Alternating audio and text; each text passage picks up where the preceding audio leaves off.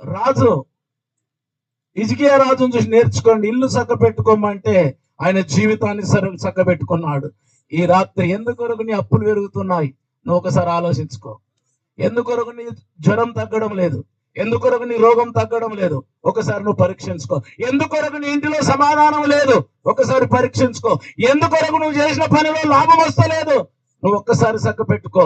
ఈ రాత్రి ఇట్లా నువ్వు హిజ్కియాలాగా మోకరించగలిగితే ఇంటికి వెళ్ళి మోకరించి, ఎందుకు ప్రభువా నా అప్పటే పెరుగుతున్నది, ఎందుకొరకు ప్రభువా నా అప్పు తరగడం లేదు, ఎందుకొరకు ప్రభువా నా పంట ఇలాగైతున్నది, ఎందుకొరకు ప్రభువా నా గొర్రె మేకలు ఇలాగవుతున్నాయి, ఎందుకొరకు ప్రభువా నేను ఇలాంటి పశువులు ఇలాగైపోతున్నాయి, ఎందుకొరకు నా పరిస్థితి ఇలాగుంటున్నదని హిజ్కియాలాగా నువ్వు మోకాళ్ళ మీద ఉండి కన్నీరు గార్చగలిగితే ఇక ఈ మీటింగ్ల ద్వారా నువ్వు నీ కుటుంబము ఆశీర్వదించబడతారు.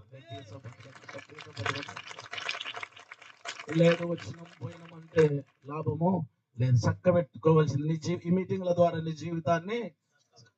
ఇంతకుముందు చెప్పాను, పక్క వారిని చూడకు.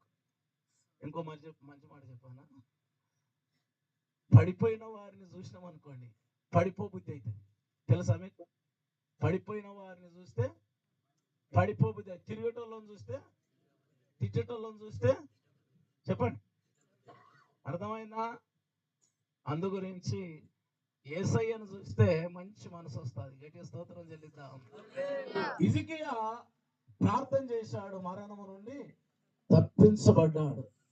ఈ రాత్రి కాల సమయంలో నీ జీవిత కాలం అంతా నువ్వు మరణ భయం చేత ఉన్నట్లయితే, నువ్వు ఒకవేళ చేసినల్లా అపజయం పాలవుతున్నట్లయితే, అందులో ఆశీర్వాదం లేనట్లయితే, ఒక్కసారి నీ జీవితాన్ని సరి చేసుకుంటే మంచిదని దేవుడు జ్ఞాపకం చేస్తున్నాడు. హిజ్కియా ఒకటే మాటకు తన జీవితం బాగైపోయింది, అంతే.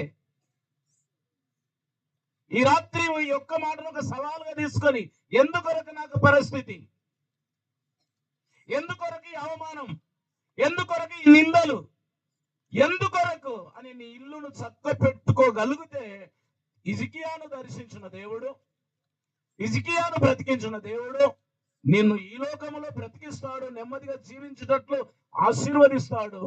ఆ పరలోక